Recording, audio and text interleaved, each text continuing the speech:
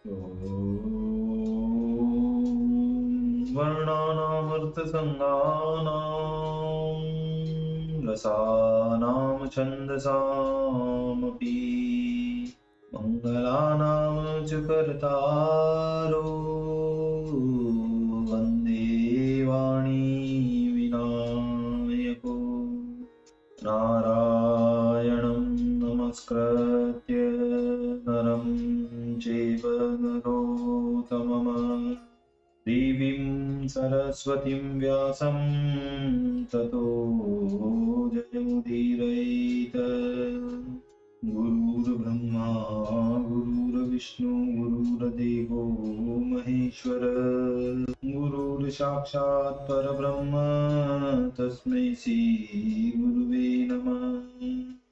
बोलिए सियावर रामचंद्र भगवान की जय, राधावर कृष्ण कन्हैया लाल भगवान की जय, उमा महेश्वर भगवान की जय, गायत्री ब्रह्मदेव भगवान की जय, सद्गुरुदेव भगवान की जय, माता पिता गुरुदेव की जय, समस्त संतगण भगवान की जय, समस्त भक्तगण भगवान की जय। ओम नमः पार्वती पतये हर हर महादेव।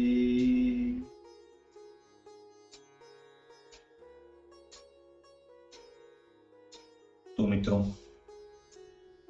और आप सभी श्रीमद् भागवत कथा के रसिक जनों, श्रोतागणों, अब तक हमने श्रीमद् भागवत कथा के क्रमबद्ध रूप से कथा को श्रवण किया है, पठन किया है, मनन किया है, कीर्तन किया है, भजन किया है।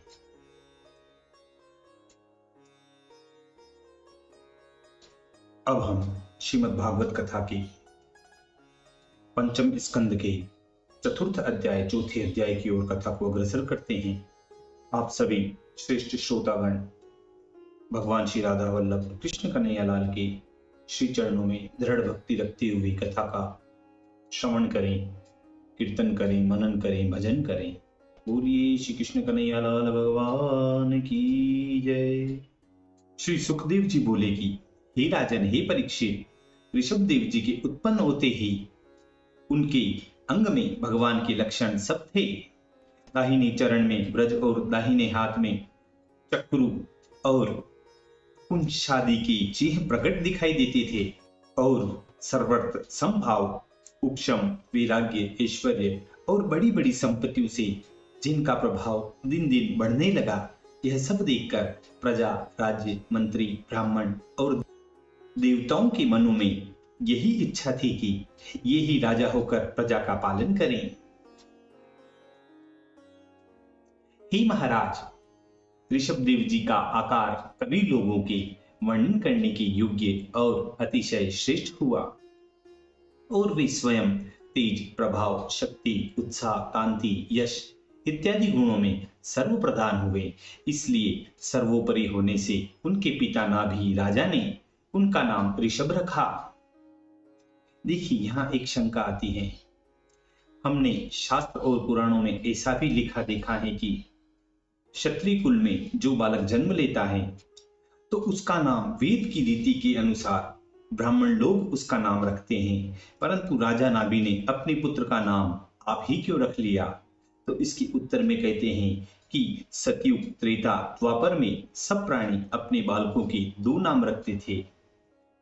वेद की रीति से तो ब्राह्मणों से नाम रखवाते थे और बालकों के कर्म देखकर उनका नाम आप स्वयं रखते थे। ब्राह्मणों की आज्ञा लेकर अपने पुत्र के कर्म देखकर दान करके ब्राह्मणों को प्रसन्न करके तब राजा नाभि ने अपने पुत्रों का नाम आप रखा। कुछ अभिमान करके वेद की रीति से नहीं त्यागा, इसी प्रकार समझना चाहिए। तो आगे कहते हैं कि हे परीक्षित, ऋषभ देव जी के प्रभाव का क्या वर्णन करें। तब एक समय देवराज इंद्र ने उनकी उन्नति देखकर ईर्ष्या से उनके राज्य में जल नहीं बरसाया।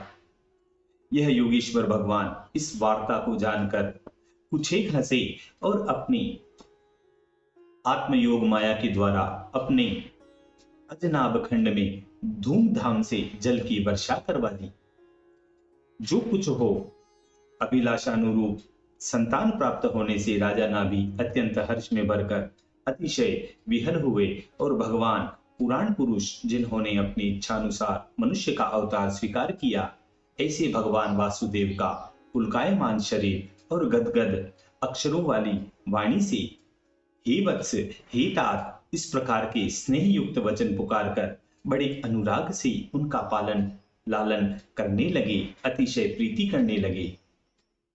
हे राजन, राजा नाभि का इस प्रकार आचरण करना असंभव नहीं है, क्योंकि यद्यपि साक्षात भगवान ने उनके गृह में अवतार लिया, तथापि माया मोहित होने के कारण यह हमारे पुत्र हैं, ऐसी बुद्धि करके वह परम आनंद को प्राप्त हुए।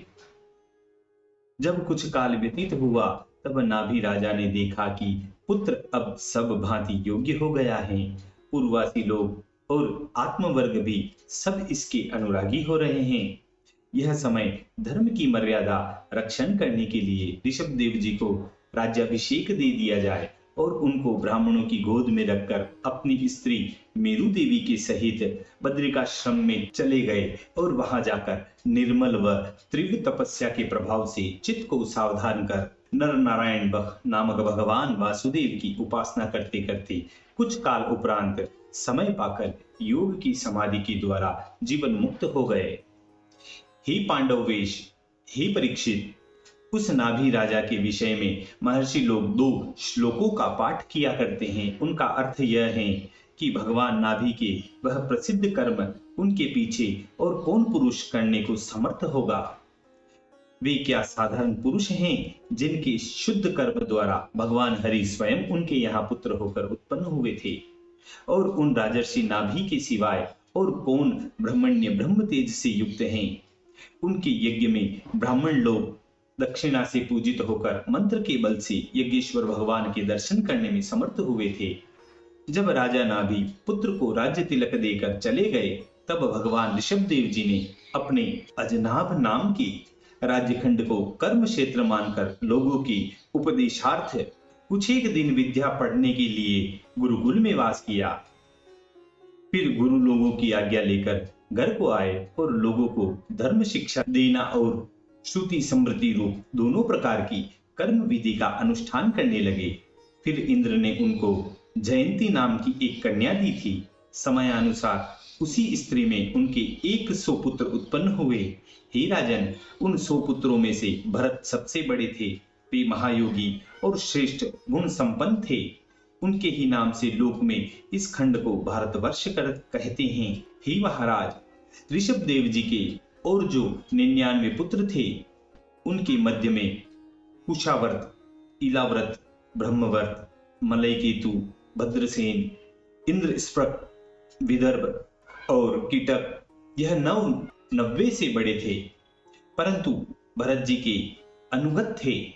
हे राजन, उन 9 पुत्रों से छोटे और 9 जन अर्थात कवि, हरि, अंतरिक्ष, प्रबुद्ध, पीपैलायन, आविहोत्र, दुर्मिल, चमस और करभाजन, यह सब भगवत धर्म के बतलाने वाले परम भक्त जन थे। इनका चरित्र भगवान की महिमा में बढ़कर सबका चित्त शांत करने के लिए पीछे से 11वें स्कंद में इसका वर्णन करेंगे। उसमें वासुदेव और नारद जी का संवाद रहेगा। इन सब में छोटे जयंती के जो 81वें पुत्र थे, वे पिता की आज्ञा पालन वाले, अतिशय विनीत, वेदों के जानने वाले थे। अतः वे यज्ञशील विशुद्ध कर्म करने से ब्राह्मण हो गए। भगवान ऋषभ देव जी यद्यपि हमारे प्रभु अनर्थ की परंपरा से दूर रहने वाले और शुद्ध आनंद व ज्ञान स्वरूप ईश्वर हैं, तथापि अनिश्वरवादियों के तुल्य विविध कर्म करते थे। इसका कारण यह था कि समय अनुसार जो धर्म उत्पन्न हुआ है, उसको स्वयं आचरण करके वे अज्ञानी लोगों को शिक्षा देते थे, और वे परम दयालु, समदृष्टि, शांत चित्त और सबों से सुहृद स्वभाव रखने वाले श्री ऋषभ देव जी यद्यपि दयावान होकर वे धर्म, अर्थ, यश, प्रजा, भोग, मोक्ष, संग्रह के द्वारा घरों में लोगों को नियमित करते थे। क्योंकि कहा भी है कि यथा राजा तथा प्रजा। इसी कारण से भगवान ऋषभदेव जी इस प्रकार के कर्म करने लगे थे। यद्यपि वे सब धर्मों के बतलाने वाले वेद के रहस्य स्वयं जानते थे, तो भी ब्राह्मणों की कहने पर जैसा कुछ भी लोग कहते थे उसी के अनुसार साम, दाम, दंडादिक उपायों से जब प्रजाओं को शिक्षा देते थे, उन्होंने सब भांति से विधि पूर्वक 100 बार अश्वमेध यज्ञ किए। उनके वह सब यज्ञ साधारण नहीं हुए। द्रव्य, देश, काल, यौवन, श्रद्धा, ऋत्विक आदि द्वारा अनेक देवताओं के अर्थ अतिशय बढ़ चढ़कर हुए थे। भगवान ऋषभदेव जी इस भारतवर्ष के स्वामी होकर सब प्रकार से इस देश की रक्षा करने लगे। उस समय किसी पुरुष की दूसरे किसी पुरुष से अपने लिए आकाश कुसुम की नाई कुछ भी प्रार्थना करने की इच्छा नहीं होती थी, और कोई भी पुरुष दूसरे की वस्तु पर दृष्टि नहीं डालता था। अधिक क्या कहें, ऋषभदेव जी के राज्य के समय प्रजाओं को अपने स्वामी के लिए क्षण क्षण में वृद्धि, शील, स्नेह, उद्रेक के सिवाय और कुछ चाहना नहीं थी। यह भगवान ऋषभदेव जी एक समय सब देशों में घूमने के लिए निकले। चलते चलते ब्रह्मव्रत वर्ष में पहुंचे। वहां बड़े बड़े ब्रह्म ऋषियों की सभा में प्रवेश करके देखा कि हमारे पुत्रगण भी वहां बैठे हैं। यद्यपि वे सम्मत चित्त से और विनम्र, नम्र व प्रणय द्वारा सुयंत्रित थे, तो भी प्रजा के उपदेश करने के लिए उनको सबके सामने शिक्षा प्रदान करके वक्ष्यमाण वचन बोले। आहा, देखिए यहाँ एक कविता भी कही गई है। ब्रह्म तो वही है जो न सच्चिद आनंद घन, निर्विकार निर्विकल्प स्वयं नित्य प्रकाश है। माया वही है रजतम सत गुण को धार, नाना रूप नामों में उपजे ओ विनाश है। ईश्वर वही है निज रूप को न भूले कभी, माया गहे माया से जो पृथक ही भासे है। जीव तो वही है जो अविद्या को संयोग पाए, भूल निज रूप ब्रह्म फांसना निकासे है। इसी मधुर संवाद के साथ इति श्रीमद् भागवते पंचम स्कंदे चतुर्थो अध्याय, यहाँ पर श्रीमद् भागवत कथा का पंचम स्कंद के चतुर्थ अध्याय का समापन होता है, पूर्णता होती है। बोलिए श्री कृष्ण कन्हैया लाल भगवान की।